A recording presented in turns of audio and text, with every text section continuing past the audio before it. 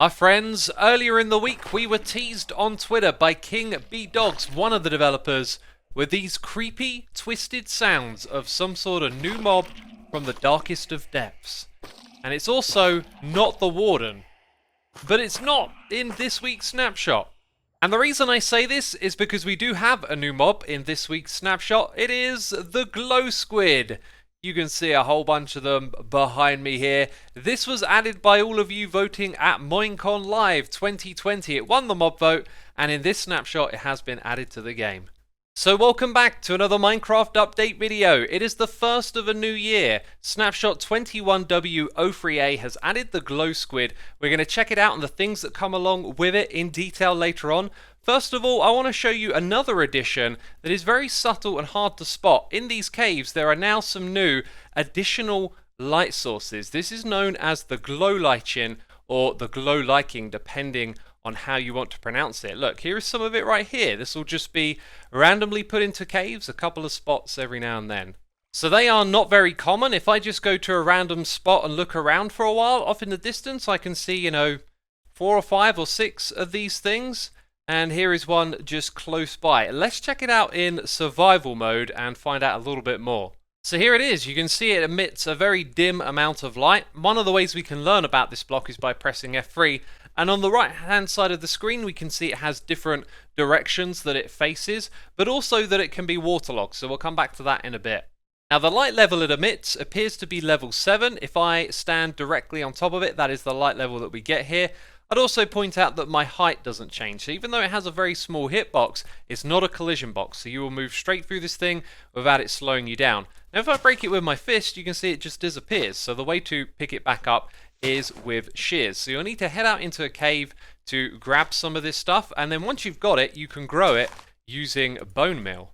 So when you grow this, it will spread to an adjacent tile. It won't spread diagonally, and the direction seems to be random. Sometimes it goes clockwise or anti-clockwise, but in general it just seems to be random. And then if I were to continue clicking, I would just be wasting the bone meal. Now this also works when you have it on a wall surface like so. You can see it can spread around the corner, but it's always those 4 adjacent tiles. So is it possible to automate any of this? Well, this block unsurprisingly can't be placed down on the ground, but we've got shears in this dispenser, and as you can see it doesn't interact with the stuff in front of it.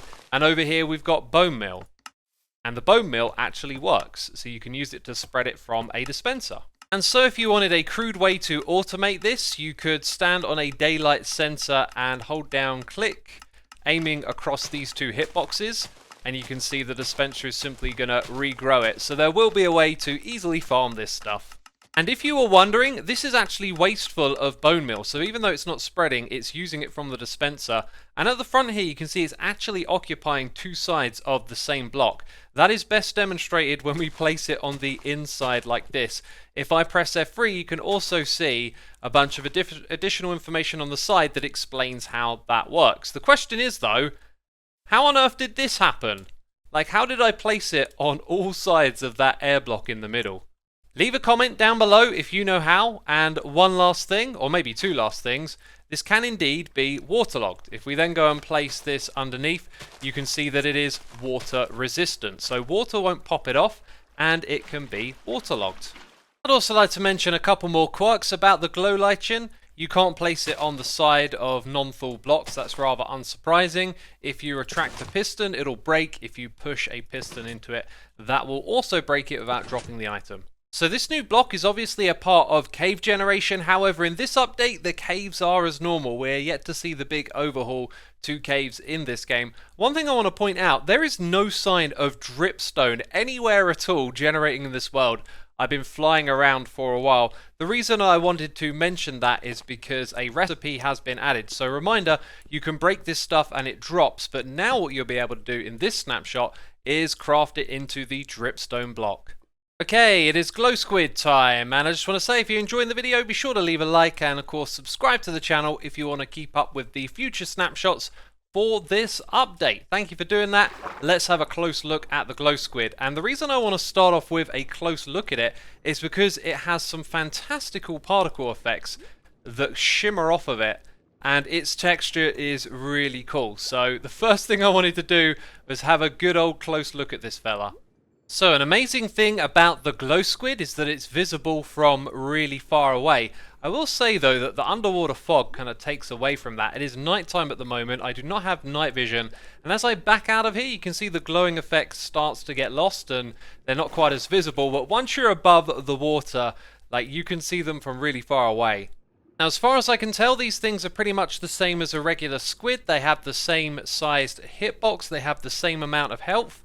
They drop XP the same and also loot. However, it is this glow ink sac that they drop, and they drop between 1 and 3 when you kill them. Also, you saw it, amazing effects here. They whoosh away really fast after they lose their glowing for a moment. So let's do that again. You see, they go dark. Oh, well, that one's dead now.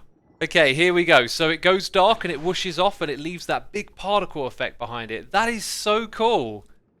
I love that detail. Look at it trying to get away. Now, two things I need to point out. One of them is that this is not emitting light. It's just very visible from far away. No light is being generated around it, so you can't use it to illuminate anything. And so all of these glow squid that you've seen in the video so far, they have come from the spawn eggs. They do not naturally generate yet, so that is something we'll have to learn in future snapshots. Now, if you were paying attention to my hotbar, you might have noticed the glow item frame. So if you take a regular item frame and attach a glow ink sac, this will create a glow item frame.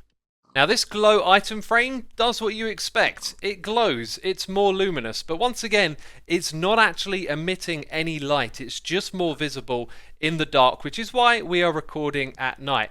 Now, when I go ahead and put items inside of the item frames, they too appear brighter as well. Look at that, the birch sign is way more visible. And I've modified its entity data so that the glow item frame isn't visible, and you can see the item still remains more visible. This is really a fantastic addition for visibility in this game. And this also extends to signs as well. So we can write text on them and we can dye them different colors, but we can now also use a glow ink sac as well. And this makes the texture or the color just slightly brighter and therefore more visible. Now, you can also undo that using an ink sac. As you see, when we right click on it with that, it reverts it to its original state. So if you want your signs to be more readable, you're going to need to build yourself a Glowsquid farm. We should also note that you can't tell the difference between these things in the daytime.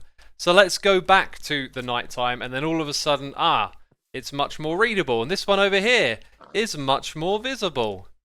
And a moment ago I mentioned a Glowsquid farm, didn't I? Here might be a possible way to do it. We've got the Axolotl here, and you're going to see that these will go after the squids straight away. No encouragement required. They do not like the Glowsquids. There are also 4 new sounds attached to the Glowsquid. We have ambient, then we have hurt, then deaf, which is pretty spectacular, and last of all, that is squirt. So now the bug fixes, as you'll see, there are a lot of high numbers here, and that usually means that they are related to the current development cycle. So shifting through this list, there are just a couple of things I think are worthy of mentioning. So a lot of these relate to shulkers. They have strange behavior when interacting with certain blocks and pistons, and a lot of this stuff is being recoded to take out the buggy behavior. One of the big and obvious ones is that when you try and send this through a nether portal, it goes to the same coordinates that it's in the overworld in the nether. It should divide those by 8 and find its new location, which it's supposed to do in this snapshot.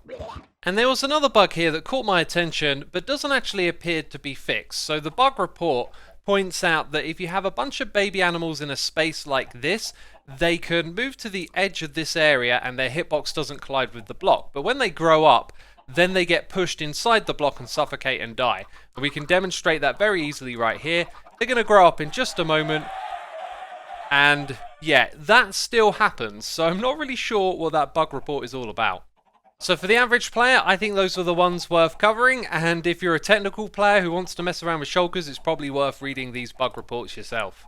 Now that is the end of this snapshot video, and I wanted to end it on the Hermitcraft server and just show you this absolutely crazy build that we finished in the last episode. We built this entire thing in and a short time lapse at the beginning of that episode. There'll be a link on the screen if you want to check it out. This is the end of the video. Tell me what you think of the snapshot with a comment down below. Leave a like to support the channel. Thank you as always, and hopefully we'll be back next week with another snapshot video.